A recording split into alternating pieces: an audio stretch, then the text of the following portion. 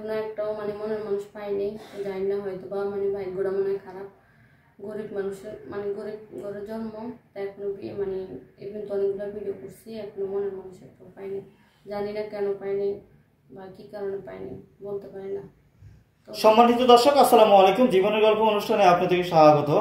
ক্যামেরার সামনে সে বসে আছে, আপনাদের পরিচিত মুখ, সেই মিষ্টি কিউট আপু। শুনবো তার জীবনের গল্প। আসসালামু আলাইকুম আপু। ওয়ালাইকুম সালাম। আসসালামু আলাইকুম।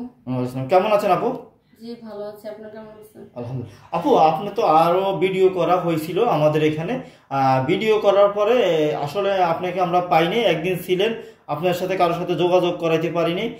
এখন আবার কেন আসছেন বা কি আসে বিষয়? আসছি মানে আমার মানে সমস্যা ফ্যামিলিতে, দেখা গেছে মানে ফ্যামিলিতে ওরকম বড় ভাই নাই, আব্বু অসহায়। তো এই জন্য মানে একটা মানে ভালো একটা মানুষ, মনের মতন যদি একটা ভালো মানুষ পাই, এটা এই জন্য অনেকগুলো ভিডিও করছি, পাই না, তখন আমি আসতে পারিনি সমস্যার কারণে, তাই এখন আবার আসছি। আচ্ছা আপু, এখন দেখো তুমি আগেও ভিডিও করছো, আসলে তোমার বয়স প্রায় কত বয়স তোমার? 23 বছর না?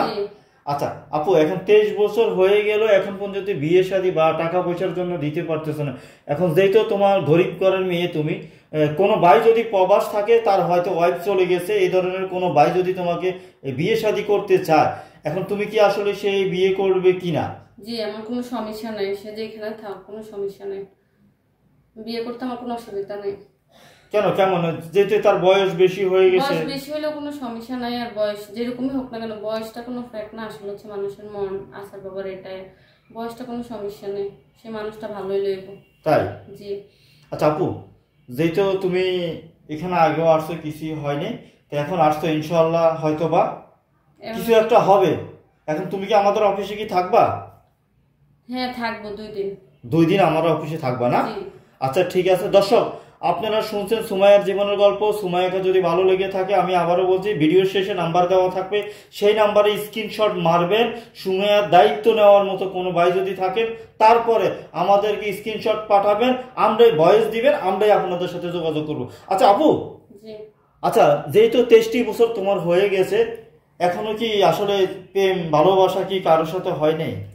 জি না, হয়েছিল, তুমি ওরকম ভালো পাইনি দেখে মানে এখনো বিয়ে করতে পারিনি। কেন, কি ভালো মানে ভালো কিরকম চাইতেছো তুমি? ভালো দেখেছ হয়তো বা মাসে টাকা পয়সার সমস্যা দেখে, আর্থিক অবস্থা খারাপ দেখে। সবাই কি যৌতুক চায় নাকি? জি। ও তাই? জি। এখন এই যৌতুকের কারণে সবাই এটা সেটা চাওয়ার কারণে তোমার বাবা মা এখন মানে বিয়ে দিতে ফাটাইছে, এখানে যদি মানে ভিডিও করার মাধ্যমে যদি একটা ভালো একটা মানুষ পায়, এটাই। তাই? জি। আচ্ছা এখন তোমার সাথে কিভাবে যোগাযোগ করলো? আমাদের সাথে আপনাদের মাধ্যমে যোগাযোগ করলে হইব, কারণ আমার তো হয়তো ফোন নাই, এখন আপনাদের মাধ্যমে যোগাযোগ করলে অবশ্যই আমার পাইয়া দেবে। দর্শক, আপনারা শুনছেন সুমাইয়ার জীবনের গল্প। সুমাইয়াকে যদি ভালো লেগে থাকে, পছন্দ হয়ে থাকে, তার একটা স্ক্রিনশট মেরে আমাদের নাম্বারে পাঠাবেন, তারপরে ভয়েস দিবেন, আমরাই আপনাদের সাথে কল দিব। কিন্তু অযথা কোনো ভাই কল দিবেন না। ভালো থাকবেন, সুস্থ থাকবেন। আল্লাহ হাফেজ।